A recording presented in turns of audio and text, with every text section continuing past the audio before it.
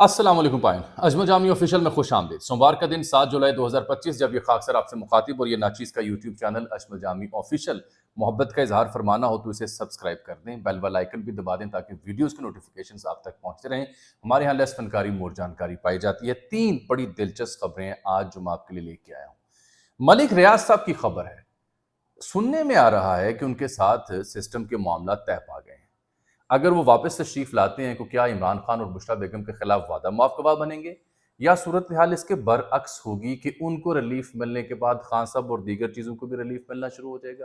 اس سلسلے میں کچھ حقائق اکٹھے کیے، ماضی میں وہ کیا کہتے تھے، ان پہ الزامات کیا ہیں، یہ کہانی آپ نے مجھ سے تفصیل سے ضرور سننی ہے، اور حسین حقانی صاحب نے اس پہ بڑا دلچسپ تبصرہ کیا ہوا ہے، وہ بھی میں آپ کو بتاؤں گا۔ اور اس پہ اعزاز سید سے لے کے حماد حسن سے لے کے عبداللہ گل تک نے ٹویٹس کیے ہوئے، اپنی اپنی معلومات پیش کی ہوئی، اور ملک ریاض صاحب سے مبینہ طور پر جو معاملہ فہمی ہے اس کے پیچھے 3 بڑے اہم کردار ہیں جو حکومت سے جن کا تعلق ہے، وہ انہیں رام کر کے لائے ہیں۔ اطلاع آپ تک میں پہنچاؤں گا، میرے ساتھ رہیں۔ Atom bomb, rocket launcher, F-16 اور مادھوری، 4 ڈیفرنٹ نام ہیں، لیکن یہ چاروں ایک مقام ہے دنیا کا جہاں اکٹھے ہوئے ہیں، وہ خبر بھی میں آپ تک پہنچاؤں گا۔ اور پھر بھارت نے بالآخر ان کے ڈپٹی آرمی چیف سے لے کے ان کے سی ڈی ایس سے لے کے ان کے ملٹری اتاشی جو انڈونیشیا میں تھے، اب اطلاعات یہ ہیں کہ وہ بھارت نے آپریشن سندور کے بعد جو اپنے جوانوں کو اور دیگر کو اعزازات دینے تھے، اس میں 3 رافیل سمیت طیاروں کے 4 پائلٹس ہیں جن کو اعزازات انہوں نے دینے کا فیصلہ کیا، حالانکہ ڈینائی کرتے ہیں کہ نہیں، رافیل نہیں گرا ہوا۔ ایل او سی پر صرف 250 فوجیوں کو اعزازات وہ دینے جا رہے ہیں جو اس جنگ میں اپنی جان سے گئے ہیں، ٹھیک ہے جی۔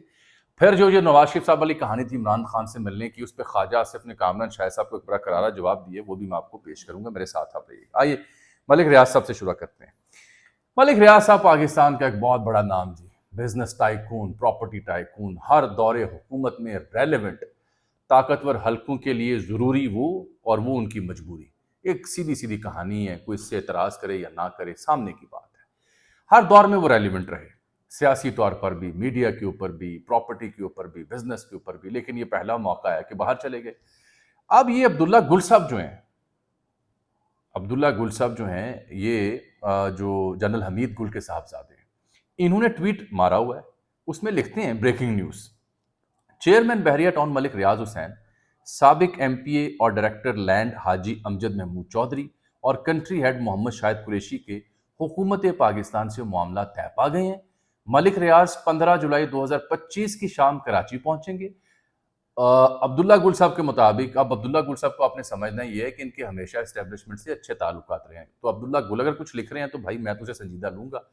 وہ کہتے ہیں ذرائع کے مطابق ان معاملات میں صدر پاکستان آصف علی زرداری، چیئرمین سینٹ یوسف رضا گیلانی، نائب وزیر اعظم اسحاق ڈار اور وزیر داخلہ محسن نقوی نے اہم کردار ادا کیا۔ ملک ریاض کراچی میں حکومت سندھ کی سیکیورٹی میں بلاول ہاؤس میں قیام کریں گے جب تک اسلام آباد کی کلیئرنس مکمل نہیں ہو جاتی، اس کے بعد وہ اسلام آباد روانہ ہوں گے۔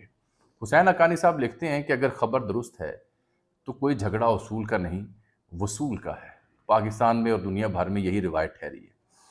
اس میں ایک صحافی ہیں حماد حسین، وہ یہ رودات بیان کرتے ہیں کہ اصل میں ایک اور چوتھا کردار بھی تھا، 3 کردار تو ہیں نا، محسن نقوی صاحب، آصف علی زرداری صاحب اور یوسف رضا گیلانی صاحب۔ جو میرے ذرائع بتاتے ہیں وہ بھی یہی بتا رہے ہیں، یہ خبریں تو یہ لوگ دے رہے ہیں، میں بھی اس پہ کام کر رہا تھا کہ ملک ریاض صاحب کے ساتھ ایک عرصے سے معاملہ فہمی کی کاوشیں جاری تھیں، اب تصدیق ہو رہی ہے کہ معاملہ ہو چکا ہے۔ آپ جس کا انتظار کریں کہ کیا واپس آ کے وہ وعدہ معاف گواہ بنیں گے، نہیں، اس کے لیے انتظار کیجئے، پہلے میں ڈیٹیل آپ سے شیئر کر لوں۔ حماد صاحب کہتے ہیں کہ جی اس میں ایک چوتھا جو کردار بڑا اہم ہے، وہ اسپیکر قومی اسمبلی سردار ایاز صادق کے بیٹے ہیں، ان کا بڑا اہم کردار، ان کے تعلقات بھی ہیں ملک ریاض فیملی سے، ان کے بقول بھی، اور زرداری صاحب تو ہیں ہی ہیں۔ حماد صاحب یہ بتاتے ہیں کہ یہی وجہ ہے کہ خواجہ آصف نے چند روز پہلے ایاز صادق کے بارے میں خاصی تنقید کی کہ خواجہ آصف اس سے نالا تھے، سسٹم کے اندر کچھ لوگ نہیں چاہتے تھے ملک ریاض صاحب سے معاملہ فہمی ہو، اور اگر ہو تو وہ وعدہ معاف گواہ بنے، یہ ان کی خبر ہے۔ زرداری صاحب، نقوی اور ڈار کا تعلق تو اپنی جگہ ہے ہی ہے۔ اب اس میں ایاز سید صاحب جنہوں نے کہا تھا زرداری صاحب کو ہٹانے کا کام شروع ہو چکا ہے، اب اگر زرداری صاحب اتنا اہم کردار ادا کر رہے ہیں ملک ریاض کو واپس لانے کا، تو پھر عقل نہیں مانتی کہ ان کو ہٹانے کا کام کیوں شروع ہو رہا ہے، وہ تو ایک اہم ترین مشن سر انجام دے رہے ہیں۔ اگر تو اہم ترین مشن نہ سر انجام دے رہے ہوتے تو پھر ظاہری بات اب آپ کی بات درست ہوتی، وہ اپنی خبر پہ بہرحال قائم ہے، میں اس پہ کل تبصرہ کر چکا ہوں۔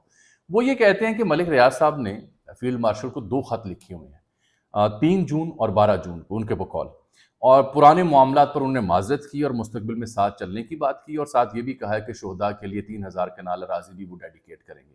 وہ بھی یہ کہتے ہیں کہ محسن نقوی صاحب ہوں ڈی جی ایم آئی، انہوں نے سفارش کی فیلڈ مارشل سے، اس سسٹم سے، کہ معافی تلافی ملک صاحب کے ساتھ کریں، اتنا بڑا بزنس مین واپس آئے گا تو ملک کا کاروبار چلے گا، ورنہ وہ تو روٹ کے باہر بیٹھے ہوئے، وہ تو بلکہ دبئی میں ایک بہت بڑا پروجیکٹ شروع کر چکے ہیں، $20 ارب کی سرمایہ کاری ہے، دبئی کے شیوخ ان پہ قربان جا رہے ہیں، وہاں پہ بحریہ ٹاؤن کی طرز پہ سٹرکچر کھڑا کرنے جا رہے ہیں۔ ایس آئی اے صاحب یہ بھی کہتے ہیں کچھ لوگ سسٹم کے اندر اس کے مخالف بھی تھے۔ اب ان پہ مسئلہ کیا تھا؟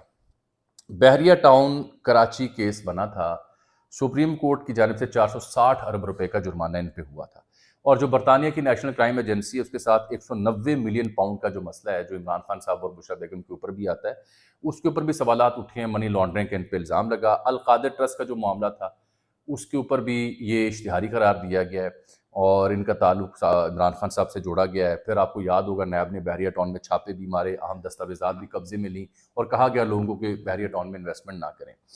190 ملین میں یہ چونکہ اشتہاری ہیں، تو جب بھی ان کے دائمی وارنٹ نکلے ہوئے ہیں، جب بھی واپس آئیں گے سرنڈر کرنا پڑے گا، کیس کا سامنا کرنا پڑے گا۔ لوگ یہ کہتے ہیں کہ وکلا کی تگڑی ٹیم موجود ہے، جب معاملہ فہمی ہوگی جو آپ کے سامنے سارا کچھ کھل کے آ جائے گا۔ ملک ریاض صاحب ماضی میں کیا کہتے تھے؟ ماضی میں 21 جنوری 2025 ملک صاحب نے ایک پوزیشن لے لی تھی جب ملک سے باہر نکل گئے تھے، خان صاحب کے حمایتی وہ نظر آ رہے تھے، اس سسٹم کے مخالف نظر آ رہے تھے، یہ آپ سب کو یاد ہونا چاہیے۔ 21 جنوری 2025 میرے پاس ان کے لکھے ہوئے ٹویٹس آفیشیل پڑے ہوئے ہیں، میرا کل بھی یہ فیصلہ تھا اور آج بھی یہ فیصلہ ہے، چاہے جتنا مرضی ظلم کر لو، ملک ریاض گواہی نہیں دے گا۔ کس کے خلاف؟ عمران خان اور بشریٰ بیگم کے خلاف۔ انہوں نے پھر بڑا لمبا چوڑا ٹویٹ کیا ہوا ہے، نیب کے کارنامے اور جو ظلم و ستم ان کے اوپر ہوئے جس وجہ سے وہ باہر گئے، اس کا حوالہ انہوں نے دے رکھا ہے، اور انہوں نے کھل کے کہا کہ جی میں بالکل گواہی نہیں دوں گا عمران خان صاحب کے خلاف۔ اور پھر 28 مئی 2024 کو انہوں نے ٹویٹ کیا، کفر کا نظام چل سکتا ہے، ظلم کا نہیں۔ مولا علی کو انہوں نے کوٹ کیا، ملک ریاض وعدہ معاف گواہ نہیں بنے گا، جو چاہے مجھ پر ظلم کر لو۔ یہ ان کے ٹویٹس ہیں، میرے نہیں۔ پھر میں دیکھتا ہوں کہ 20 مئی 2025 آ جاتی ہے، یہ 24 اور 25 کے ماضی کے دو ٹویٹ جب وہ کہتے ہیں کہ میں وعدہ معاف گواہ نہیں بنوں گا۔ 20 مئی 2025 کو جناب ملک ریاض حسین صاحب کا جو آفیشیل ٹویٹر ہینڈل ہے، وہاں سے ایک ٹویٹ آتا ہے۔ ابھی تک آپ کیا سمجھے کہ ملک ریاض صاحب ڈٹے ہوئے ہیں، کہہ رہے ہیں وعدہ معاف نہیں بنوں گا، گواہی نہیں دوں گا، کفر کا نظام چل سکتا ہے، میں نہیں واپس آؤں گا، ٹھیک ہے، سب کچھ سمیٹ کے باہر چلے گئے۔ یہ رہا جی ان کا ٹویٹ 20 مئی 2025 کا، آپ دیکھ رہے ہیں تصویر فیلڈ مارشل صاحب۔ وہ کہتے ہیں heartiest congratulations to field marshal general Syed Asim Munir on the historic honour. یہ جو تاریخی اعزاز انہیں ملا ہے فیلڈ مارشل کا، اس کے اوپر دل سے، دل کی اتھاہ گہرائیوں سے میں ان کو مبارکباد پیش کرتا ہوں۔ May this elevation usher a new era of unity, security and prosperity of our nation۔ یہ جو آپ کی ترقی ہوئی ہے، اس کے بعد میں امید اور دعا کرتا ہوں کہ ملک میں اتفاق، اتحاد اور ترقی کا ایک نیا دور شروع ہو۔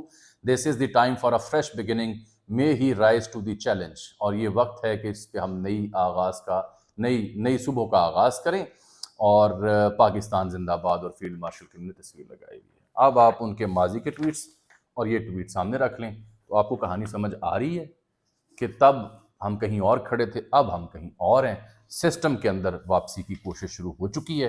اب آپ جو سوچ رہے ہیں کہ اجمل جامی وہ بات بتا ہی نہیں رہا، اس کا تجزیہ کیا ہے کہ وعدہ معاف گواہ بنیں گے یا نہیں بنیں گے؟ دو تھیری ہیں۔ دیکھیے، وعدہ معاف گواہ اگر وہ بنتے ہیں تو پھر ذہن میں رکھیں کہ جنرل فیض والا کورٹ مارشل بھی اس کے ساتھ ساتھ ہی ہو جائے گا، پھر کام 30 پہ چلا جائے گا۔ اس کی مجھے ابھی توقع نہیں، میری اطلاع یہ معاملہ فہمی ہوئی اسی لیے کہ وعدہ معاف گواہ سے بچا جائے۔ میری نظر میں یہ معاملہ فہمی واقعی ہوئی ہے۔ ملک ریاض سے بشریٰ بیگم یا عمران خان صاحب کے خلاف وعدہ معاف کی گواہی شاید اب درکار نہیں ہے۔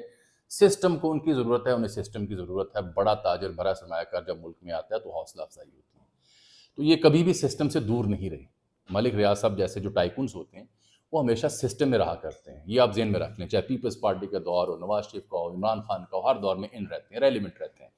تو میری رائے جو آپ سننا چاہ رہے ہیں، میرا نہیں خیال کہ ملک ریاض صاحب جو ہیں وہ وعدہ معاف گواہی والے معاملے کی جانب جائیں گے، میرا یہ خیال ہے، غلط بھی میں ہو سکتا ہوں، کیونکہ اس کے لیے ویسے ہی فیلڈنگ بڑی تگڑی ہوئی پڑی ہے۔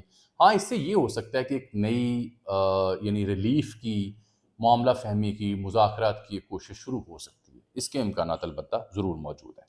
آپ ذرا بھارت کی خبر بھی سن لیں، وقت آج کم ہے۔ ملک ریاض صاحب کے اوپر میں نظر رکھوں گا. شیر افضل مروت نے آج بڑا خطرناک بیان دیا. وہ کہتے ہیں جی یہ جب ملک ریاض صاحب واپس آئے تو ان کا بیان بڑا خطرناک ہوگا. شیر افضل مروت کو بھی لگتا ہے کہ 190 ملین پاؤنڈ والے معاملے میں وہ عمران خان یا بشرا بیگم کے خلاف گواہی دے سکتے ہیں. اس گواہی سے فرق نہیں پڑے گا. جس طریقے سے وہ کیسز بنے پڑے ہیں اس میں ملک ریاض کی گواہی آ جائے, کسی اور کی آ جائے, جو مطلوب ہوتا ہے سسٹم کو وہ اب نکال لیتے ہیں. میری رائے البتہ میں نے آپ کو دے دی ہوئی ہے. اچھا جی, بھارت کا ذکر کرتے ہیں, ہم ان پہ ہمیشہ نظر رکھتے ہیں. شکریہ کہ آپ پسند بھی کرتے ہیں. بین الاقوامی طور پر جو تبدیلیاں پیش آ رہی ہوتی ہیں, اس میں بڑی اہم خبر یہ ہے کہ بھارت نے رافیل طیاروں کے پائلٹ سمیت 4 پائلٹس کے مارے جانے کا اعتراف کیا ہے, اور وہ پبلک نہیں کر رہے. اس کی اطلاع ہمارے پاس, ہمارے اداروں کے پاس, یا ہماری جو اخبار ہے ان کے پاس کیسے پہنچی کہ وہاں کا میڈیا اگر کھنگالیں تو معلوم ہوتا ہے کہ آپریشن سندور میں جو نقصان ہوا ہے, جو وہاں کے لوگ مارے گئے فوجی, ان کو اعزازات دے رہی ہے بھارتی حکومت. اس میں فہرست میں یہ ذکر کیا گیا ہے کہ صرف ایل او سی کے اوپر 250 سے زائد فوجی ہلاک ہوئے, اور جن فوجیوں کو اعزازات دیے جائیں گے ان میں فضائیہ کے 4 پائلٹس بشمول 3 رافیل طیاروں کے پائلٹس اور آدم پور ایئر بیس پر مارے گئے جدید دفاعی نظام S-400 کے 5 آپریٹرز بھی شامل ہیں. تو پاکستان کا یہ جو دعویٰ تھا کہ ہم نے S-400 مارا ہے دفاعی نظام, اس کے جو آپریٹرز تھے وہ بھی مارے گئے, اس کا مطلب انہیں اعزاز دیا جا رہا ہے. اور پھر رافیل والی کہانی بھی آپ کو بار بار ہم عرض کر رہے تھے, اب تو ان کے CDS نے بھی مان لیا, ڈیپٹی چیف نے بھی مان لیا, ملٹری اتاشی نے بھی مان لیا. ہاں, اس میں فرق ایک ضرور ہے. فرق یہ ہے کہ اس میں جو ہلاک ہوئے ہیں بھارتی فوجی, ان کے اہل خانہ پر سرکار کا یہ پریشر ہے کہ وہ اپنے پیاروں کی تصاویر سوشل میڈیا پر شیئر نہ کریں. شیئر کریں گے تو تصدیق ہو جائے گی, دنیا کو پتہ چل جائے گا کون لوگ ہیں جو مارے گئے ہیں, اور اس میں ظاہری بات ہے یہ پھر رافیل طیاروں والی لوگ بھی آ جائیں گے. اس میں جو باریک بات ہے وہ یہ ہے کہ جو بناتی ہے کمپنی فرانس کی رافیل طیارے, ڈیسالٹ پتہ نہیں اسے کہتے ہیں, اس کا CEO ہے ایرک ٹریپیئر اس کا نام ہے. پہلے میں نے اس کی حوالہ دیا تھا. یہ آج بھی یہ کہہ رہا ہے کہ دیکھیں جی وہ رافیل جو پاکستان نے مارے یہ دعویٰ درست نہیں ہے. ایک آدھے طیارے میں بھارت کے پاس جو تھا اس میں ٹیکنیکل ایشو آیا تھا جس کو ٹھیک کیا جا رہا ہے. یعنی ابھی بھی آدھی بات مان رہا ہے, آدھی نہیں مان رہا. اب جو لوگ اس پہ تنقید کرتے ہیں ان کو یہ سوچنا چاہیے کہ رافیل بنانے والی کمپنی اگر یہ مان لے کہ ہاں پاکستان نے بھارت کے 4 یا 3 رافیل گرائے ہیں, تو اس کمپنی کے شیئر بزنس بڑھ جائے گا, بیڑا غرق ہو جائے گا. دنیا بھر سے جو خریدار آئیں گے وہ کہیں گے لے آپ کے تو پہلی فائٹ میں ہی رافیل مارے گئے جو دنیا میں کبھی نہیں مارے گئے. تو یہ وجہ ہے کہ بنانے والی کمپنی اس پہ احتیاط کر رہی ہے کہ بھارت معلومات نہیں دے رہا, ایک آدھے طیارے میں فالٹ تھا. یہ رہ گئی کہانی بھارت کی. ایران اسرائیل جنگ بند ہوئی, ٹرمپ کوشش کر رہے ہیں کہ جی وہاں پہ صلح ہو, حماس کے ساتھ معاہدہ ہو, جنگ بندی ہو. ایران کے اوپر بھی معاملہ آگے بڑھے, انہوں نے کریڈٹ لیا کہ میں نے ایران اسرائیل کی جنگ رکوائی. لیکن ٹرمپ صاحب نے اگر جنگ رکوائی تو جنگ ہونے سے پہلے بھی رکوا سکتے ہیں نا. اب اسرائیل نے پھر سے یمن میں جو حوثی باغی ہیں ان کے خلاف فضائی حملے شروع کیے ہیں. یمن کی 3 بندرگاہیں ہیں جس میں حدیدہ, راس عیسیٰ اور سیف, یہ 3 بندرگاہیں یمن کی پہلے مفلوق الحال ہے, برا حال ہے وہاں پہ یمن میں. تو ان کے جو حوثی وہاں پہ برسر پیکار ہیں ان کے خلاف انہوں نے حملے کیے ہیں. اسرائیل کا جو وزیر دفاع ہے اس نے سوشل میڈیا پر تصدیق کی ہے کہ انہوں نے ان علاقوں پہ جو حوثیوں کے کنٹرول میں ہیں ان کو نشانہ بنایا. اہداف میں ایک پاور اسٹیشن بھی ہے, تجارتی جہاز بھی ہے جس کو انہوں نے ہٹ کیا ہے. 2 سال پہلے یہ جو باغی گروپ تھے ان کی جانب سے اغوا کیے جانے والے اس جہاز کے بارے میں جس کا نام گلیکسی ہے, اسرائیل کا کہنا ہے کہ اسے بین الاقوامی پانیوں میں بحری جہازوں کی نگرانی کے لیے استعمال کیا جا رہا تھا جو حوثیوں کے پاس تھا. حوثی ذرائع جو ہیں وہ کہتے ہیں کہ حملہ تو ہوا ہے لیکن اس میں جانی اور مالی نقصان کی وہ اطلاع نہیں بتا رہے. یہ جو اسرائیلی وزیر دفاع ہے یہ کہتا ہے کہ اس آپریشن کا نام انہوں نے بلیک فلیگ رکھا ہے اور خبردار کیا ہے کہ وہ حوثیوں کو بھی اب نشانہ بنائیں گے. اس سے ایک بات ثابت ہو رہی ہے, ڈیٹیل میں نہیں جا رہا, کہ یہ شتر بے مہار جو بڑی طاقتیں ہیں امریکہ کے آشر باز سے, جسے چاہتے ہیں مار دیتے ہیں اور ہم بے بسی کا نوحہ پڑھتے رہتے ہیں, عالم اسلام کو پکارتے رہتے ہیں. بھائی اگر آپ کے مسل تگڑے نہیں ہیں, آپ اگر سپر پاور نہیں ہیں تعلیم میں, سائنس میں, ٹیکنالوجی میں, تو پھر آپ کھوکھلے ناروں سے تو نہیں جنگیں جیت سکتے. اس کے لیے پہلے آپ کو اس مقام پر پہنچنا پڑے گا. صرف اب تو وہ دور ہی نہیں رہا کہ آپ جا کے تو تلوار اٹھا کے یا راکٹ اٹھا کے بندوق اٹھا کے کسی کے گھر حملہ کریں. اب اسرائیل نے اگر یمن میں ہزاروں کلومیٹر دور حملہ کیا تو کیا بندے بھیجے تھے, جہاز یوز کیے تھے. تو ٹیکنالوجی جب تک نہیں آئے گی تب تک آپ بیٹ نہیں کر سکتے. ہر دور کی جنگوں کے تقاضے مختلف ہوتے ہیں. جانے سے پہلے 2 چیزیں میں نے آپ سے ڈسکس کرنی ہے. اب آپ سوچ رہے ہوں گے کہ وہ ایٹم بم کا, راکٹ لانچر کا, F-16 کا میں نے ذکر کیا تھا, بالکل کیا تھا. ایٹم بم بڑی کہانی ہے اس کی راکٹ لانچر کیا نام ہے، F-16 طیارہ ہے مشہور. تو یہ سارے اکٹھے ہوئے ہیں، اور ایک شاید اس میں مادھوری نام کا بھی کچھ آیا تھی، وہ بھی اکٹھی ہوئی. اب یہ اکٹھے ہوئے ہیں بدین میں. معذرت چاہتا ہوں کہ آپ میری اس خبر پہ شاید کچھ اور تبصرہ کریں. بدین کا علاقہ ہے ٹنڈو غلام علی. یہاں پہ سالانہ ایک منڈی لگتی ہے، منڈی ہوتی ہے گدھوں کی، ٹھیک ہے، اور اس میں پاکستان بھر سے نایاب اور قیمتی ترین جو گدھے ہوتے ہیں وہ بھی ہوتے ہیں، وہ لائے جاتے ہیں. گدھا ویسے ہوتا قیمتی ہے. اس گدھا منڈی میں سندھ، کے پی، بلوچستان، پنجاب، کشمیر اور گلگت بلتستان سے قیمتی گدھے اور قیمتی خچریں لائی جاتی ہیں، اور یہ ایشیا کی ایک بڑی منڈی سے قرار دیا جاتا ہے. اس منڈی میں 20,000 روپے منیمم قیمت ہوتی ہے گدھے کی خچر سے، اور 5 لاکھ سے 10 لاکھ تک بھی قیمت ہو سکتی ہے اگر بڑا نایاب نسل کا گدھا یا خچر ہو. تو گدھا بھی قیمتی شے ہے، ذہن میں رکھیں. ان میں جو مشہور آئٹمیں بدین کی اس منڈی میں اس دفعہ سامنے ہیں، اس میں ایک گدھا ہے جس کا نام ایٹم بم ہے، ایک کا نام راکٹ لانچر ہے، ایک کا نام کلاشنکوف ہے، ایک کا نام F-16 ہے، ایک کا نام G3 ہے، اور یہ وہ مشہور نام ہے جو بدین میں اکٹھے ہوئے ہیں. اس کے علاوہ خوبصورت اور پرکشش گدھے اور خچریں بھی وہاں پہ لائی گئی ہیں. ان کے نام کیا ہیں؟ مادھوری، ریشما، کشمالہ، شرمیلا، شیری، نازو، روبی. یہ بھی نام ہے گدھے اور خچروں کے جو وہاں لائے گئے ہیں کہ یہ رہی ہماری مادھوری. اس کی قیمت ہے 5 لاکھ روپے، اور بڑے مہنگے ہیں. ان کو جو خوبصورت تھے ان کو دلہنوں کی طرح سجایا گیا تھا. یہ اب جب محرم ختم ہوا تو پھر وہ منڈی لگی ہے، اور یہ روس افغان جنگ میں بھی یہاں پہ ٹنڈو غلام علی خان کی گدھا منڈی سے خریدے گئے گدھوں اور خچروں نے ترسیل کی سرگرمیوں میں اہم کردار ادا کیا تھا. اب بھی یوز ہوتے ہیں ناردرن ایریاز میں. جانے سے پہلے خواجہ آصف نے کامران شاہ صاحب کا پوسٹ مارٹم کیا ہے. وہ یہ کہتے ہیں کہ نواز شریف صاحب کا اڈیالہ خان صاحب کے پاس جانا سوال ہی نہیں پیدا ہوتا، اس کو کوئی جواز ہی نہیں ہے. ان سے ایک انٹرویو میں پوچھا گیا تو انہوں نے کہا کامران شاہ صاحب کے جو والد صاحب ہیں اداکار شاہد، ان کے نواز شریف صاحب سے بڑے اچھے تعلقات ہیں، تو کامران کو خبر دینے سے پہلے اپنے والد سے پوچھ لینا چاہیے تھا کہ ابا کیا یہ بات درست ہے یا نہیں ہے. تو انہوں نے بڑا تنزیہ طور پہ کہا کہ کائٹ فلائنگ نہ کیا کریں، ہم خام خواہ پتنگ نہ اڑایا کریں خبروں کی. نواز شریف کو عمران خان سے ملنے کی ضرورت نہیں ہے، ہم بھی یہ خبر آپ کو دے چکے تھے. مجھے آج کے لیے اجازت دیجیے. اللہ حافظ.